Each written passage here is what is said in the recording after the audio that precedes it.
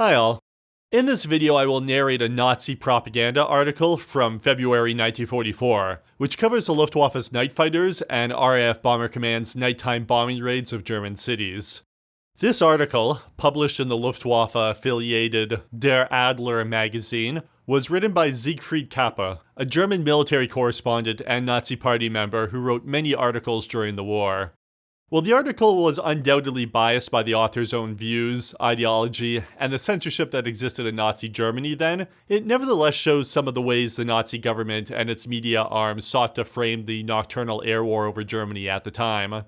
Despite the Luftwaffe's demonstrable failure to halt RAF nighttime bombing raids during the previous year, or prevent the destruction of cities like Hamburg, the reader was encouraged to believe that a growing and more capable night fighter force was inflicting increasingly serious losses on the RAF night bombers, leading to less effective and destructive raids on German cities.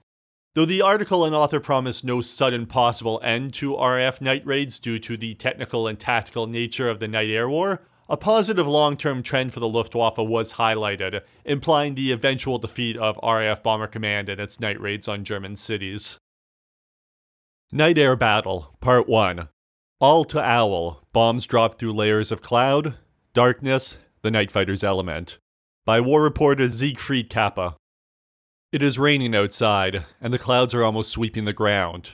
The hands which have been working all day are at rest. Men and women are at home, and are happy in the thought that they can now enjoy the few hours which are all that can in these days be devoted to home life. The wireless is giving news from the front. Suddenly, the broadcast is interrupted, and the announcer's voice says, Deutschlandsender is suspending its program for a short time. Raids. The terror bombers are coming. Half an hour later, the sirens sound in the dark and mist-covered city. The defenseless beings in the air raid shelters ask many questions. How can the enemy carry out an attack in this weather? What are our defenses doing about it? Are our night fighters up yet? How will the enemy make his attack in this misty weather? Well, in the night sky, a fierce battle is taking place. The panorama of our defenses against the great attack unrolls more and more fully in the control room of the night fighters and flak. The brain of the night fighters. A great pillbox, the entrance guarded by armed sentries. This is the control center for the night fighters. This control center is the brain of the night fighter. Each of the officers working here must possess exact knowledge of the possibilities of defense as well as the enemy's tactics. The silence of the Deutschlandsender transmitter is a form of defense. It prevents the enemy obtaining by means of his direction-finding apparatus information which could be of use in navigation. It is also in the cause of defense that the Anne-Marie Soldiers Broadcasting Station transmits, between musical items, messages totally incomprehensible to the listener such as I'll go to Owl, or LA I'll land. These messages are being sent out to some of our night fighters. Among the more passive means of defense may be numbered a knowledge of weather conditions everywhere, which makes it possible to predict whether the enemy will make an attack, and how long it will be before it starts, and what measure of success our own defenses are likely to have. A large dimly lit room, one of the walls hangs a big map, lit up by many green, red, and white dots, which are always moving. A row of tables before which are seated officers, NCOs, men and women of the Luftwaffe, with telephones, microphones, and earphones. There is a hum of voices. On other maps can be seen red arrows which follow the direction of the enemy attack throughout its duration. This is the first link in the complicated chain of organization. This slight impression gives some ideas of the difficulties to be overcome by our air defenses. A red light gives the signal, into action. This order applies to the officer commanding the division, the 1A and 1C, the fighter controllers, and all those on whose work depends the clockwork precision which alone can guarantee the success of our defenses. The detection and location apparatus have recorded the approach of the enemy and his position, giving the warning to the defenses. And while the enemy, flying at a great height, is flying towards German territory, the order to take off is given to our night fighters, which are directed to the enemy, or those areas against which it may be supposed, from the direction the enemy aircraft are flying, the attack is to be directed. Every second counts. Not an instant is to be lost, as lost time favors the enemy. The first red dots have appeared on the big map, mosquitoes, the forerunners of the four-engine bombers. Then there appear on the map big squares and irregular figures. An enemy formation has been located. At once the details, height, speed, direction, follows. Suddenly the green dots appear. The night fighters are up. Nearer and nearer they approach the British formation. Now 2 fighters are right in the midst of it. The fighter controllers are talking to the fighters by radio transmission. Finally, there comes the longed-for news. The fighters have made contact with the enemy. Each situation demands the taking of new decisions. Each attack holds innumerable possibilities, both for us and for the enemy. There is only one thing against which the airman is powerless: the weather. We have seen nights when the fighters, grounded by bad weather, have had to stand helplessly by while the enemy rained down death and destruction on our cities. Good flying weather in England. We can give a typical example of such a case. On the night of 22nd, 23rd November, 1943, the RAF carried out a terror raid on Berlin. At nightfall in England, the weather was clear, with isolated clouds at a great height. But over Europe, there was heavy cloud at a height of 3,000 meters, and there was a danger of icing up. These conditions allowed the British bombers to climb to a great height over England and to fly over Germany above the clouds, while the night fighters could not take off. The enemy was also saved by the weather on his return flight, although the weather was beginning to clear the sky in the direction of Europe. Thus, while visibility over Germany was bad and there was a danger of icing up and a landing could hardly have been possible even if German aircraft had taken off, the enemy had to contend only with flak, and the German defenses were less effective. The tactics of the terrorist airmen. In order to combat an enemy successfully, it is necessary to know his methods and tactics, such as, for instance, how does the enemy make his attack? Apart from minor differences, his fundamental tactics are always the same, and our knowledge of them is gleaned not only from our own experience, but also from the speeches and publications of the British. For example, if the British Air Minister and other authoritative persons repeatedly declare that the RAF has abandoned precision bombing in favor of area bombing, this reveals not only the desire to spread destruction and terror, but demonstrates to our high command that our defense methods have forced the enemy to give up attacks on moonlit nights when the target can be seen and attacked more effectively. By nightfall, the enemy will be flying over the coast of Europe. By exact calculations of route, time of takeoff, and flying at heights previously agreed upon, the aircraft, which take off singly, gather into formations.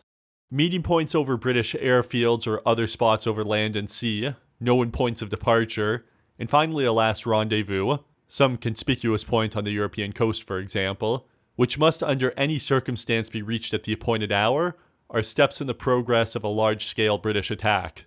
The mosquitoes, the so-called pathfinders, lead the way. They drop luminous signals for the benefit of the waves of aircraft which follow, marking the points where the formation is to change course and the points where the bombs are to be dropped and indicating the targets. Then the different formations arrive at short intervals. The faster they follow on each other, the more successful and less costly the attackers expect their operation to be. Smaller formations form the vanguard and rear guard, flying at different altitudes and having their own pathfinders, since the luminous signals last only for a short time and others have to be dropped. The Lancasters, Stirlings, and Halifaxes, and the Mosquitoes and Beaufighters which fly among them in order to hamper the German defenses, are followed in all their movements by German detection and location devices. While the enemy attack has to be made in close formation, the aircraft leave their targets in much more open formation due to the action of night fighters and flak. This dispersal of the formation renders more difficult the effective use of their defensive armament, which is brought to bear simultaneously on any night fighter attacking one of the bombers. For this reason, aircraft separated from their formation are an easier prey for the night fighter. The enemy, whether flying alone or in formation, aims to get away as quickly as possible from the defense round the target once he has dropped his bombs. In order to fly more rapidly, the bomber loses height, 3, 4, or even 5 meters per second. In less dangerous areas, the bombers climb higher, as it is harder for the fighters to operate higher up, and the bomber can always increase speed by losing height. The essential characteristics of a night fighter pilot. One night in the control room, the writer met Major Streibe, Commodore of a Nachtigalgeschwader and holder of the Oak Leaves. He talked of what he considered the essential characteristics of a night fighter pilot. Experience. Perfect control over his aircraft, so that he can take his eyes off his instruments and see what is going on in the air about him. Great technical skill, and the fighting instinct. The tension throughout the lengthy operations, the search for the discovery of the enemy, and bringing down, are the subject of all conversations the writer has held with the most skilled German night fighter pilots. The two Gruppenkommandeur Oakleaf holders, Major Zur Lippe and Hauptmann Moira, who with their Kommandoren rank among the best night fighter pilots, have had very different careers, yet both are typical of night fighters. While the Major won his victories slowly but surely, the Hauptmann achieved his in a short space of time. The Major is the older of the two, both in age and in the service. His experience dates from the first beginnings of night fighting, and this experience has served him as a basis for the Hauptmann's training. Leaving aside for the moment the capacity and characteristics of individuals, the full picture of the German night fighter arm can be shown. It has grown even more powerful, in keeping with the demands of each moment. For something more than quantity is required here. The young pilot must be equal to his task, and only when this has been achieved can the numbers increase. The founder of the Night Fighter organization had to lay the stones of his experience one on the other, and lay the foundation deep. There were then few instructors and few to be instructed. Only when the pupils in their turn became instructors could the organization broaden out, and the number of night fighters grow steadily greater and greater. Like all the battles in this war, the battle of the night fighter has involved a steady technical and tactical development. Attack and defense are closely related, because technical warfare, with which night fighter development is essentially bound up, goes on unceasingly. Neither of the belligerents can claim, at any given moment, to have gained any definite advantage. It is, fundamentally, a matter of no importance who uses the new method first, as the advantage is always limited. Only a revolutionary innovation might perhaps have a decisive effect. A few months ago, the British started dropping strips of tinfoil to confuse our technical apparatus and prevent our defenses from being used to good effect. Hundreds of thousands of these strips fell from the night sky, and the result? We set to work to produce new apparatus, which soon came into use, and the defense, which had for the moment been foiled, could now recover its efficiency. Proof of this is furnished by the growing figures of aircraft brought down when the weather conditions, which are generally unfavorable in winter, allow our night fighters full play. Just as on one occasion the attacker decides the character of the battle by changing his tactics, on another the defender will do so by using new methods and weapons. And if the enemy, finding his losses increasing, use new tactics, this means that we shall have to do the same. The difficulties which beset the night fighter have been recognized, and the methods of combating them exist, as things are at present and the strength of our defenses are still increasing. But the most essential element is still the man, the soldier and airman. It must be recognized that only the intensive training of aircrew can ensure success. The character and idealism of our young pilots are then combined with skill and experience, and make fine fighting men who will be highly successful. A man who, like Major Zur Lippe, has fought hard air battles through 3 long years, can, in view of his experience, express an opinion on the enemy independent of purely contemporary events. Our defenses are now hitting at an enemy who has perfected the tactics he has hitherto used, and our blows are so effective that despite the enemy's numerical strength, he carries out his attacks on dark nights and in periods of bad weather. He drops his bombs through the layers of cloud, and in spite of all his technical instruments, the effect can never be as satisfactory as when there is good visibility over the target. A few months ago, the British took to marking concentrated attacks. The Germans have successfully adopted similar tactics for defense. For this reason, the enemy has had to divide his forces, to carry out large-scale diversion operations. For example, to attack Berlin via southern Germany, diminishing the weight of bombs carried and incurring heavy losses. And nevertheless, failing, when weather conditions favor the German night fighters, to achieve the same results as before. Darkness is the element of the night fighter pilot. It is also his worst enemy, for he must be well trained in order to even see the enemy. It sounds very simple, but one must see the enemy before one can hit him. Even if the night fighter pilot is guided to the enemy from the ground, this does not free him from the task of knowing and feeling, of spotting the enemy and keeping him in sight. And this prelude to the real battle absorbs a great part of the pilot's energies. Victory is the reward of patience, long waiting, and many fruitless flights. Delayed action victories. It is a very exceptional case today if a British terror bomber carries out more than 10 flights over Germany, but British losses will grow heavier and heavier. When the percentage of losses have gone up considerably, the enemy has been obliged to make a pause between two attacks. And while the enemy's losses have been as heavy as a quarter of the attacking force, our night fighter losses are very small. In various night fighter units, the proportion of victories has been compared with losses, and the balance has always been favorable. When making the calculation, neither enemy nor German losses not incurred in battle are counted.